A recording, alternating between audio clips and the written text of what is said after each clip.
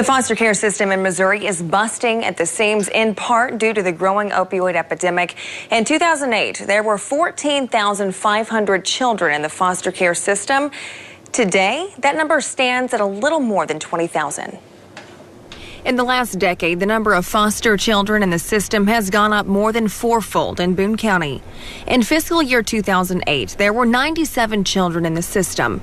Fast forward nearly a decade to fiscal year 2017, there's now nearly 450 children in the system. The average age for a child in foster care in the county also dropped about 2 years.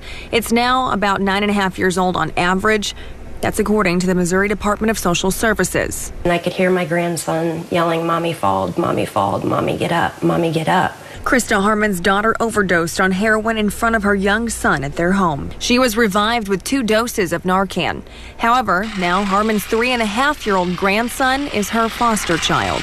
When a child comes into foster care, legally that clock automatically starts ticking on what parents have to do to get their kids home. There's a time frame for it. Beatrice Stewart works for Great Circle of Central Missouri. They are just one of the contractors who work with the Department of Social Services. She says there are more children in the foster care system than there are families, and the need keeps growing. I would say that the cases that are more likely to reunify are not going to be substance abuse cases. Substance abuse cases are your hardest to overcome. Although not every child goes into the system because of the opioid crisis, she says it's definitely an issue. Yeah, absolutely. That's another effect that we see with opioid use is that children are lingering in the system for longer. It's harder to engage those parents in treatment. A lot of times they're absent. That's exactly what Harmon says about her grandson.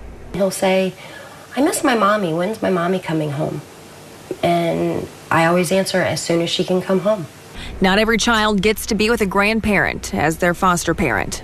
A lot of children who honestly have been abandoned at the hospital, parents come in, have them leave, and then we can't find them for months. This is the cycle that keeps happening over and over to babies being brought into the world by opioid-addicted parents.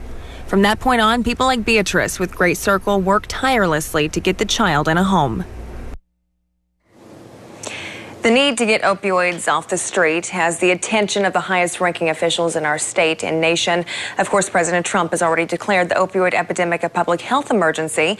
The Missouri Attorney General Josh Hawley is also a part of several lawsuits filed against pharmaceutical companies. And a few days ago, Miami joined in with cities like Salt Lake City, Utah, and then filed a lawsuit against those big pharma companies, both of which are directly relating it to the opioid crisis.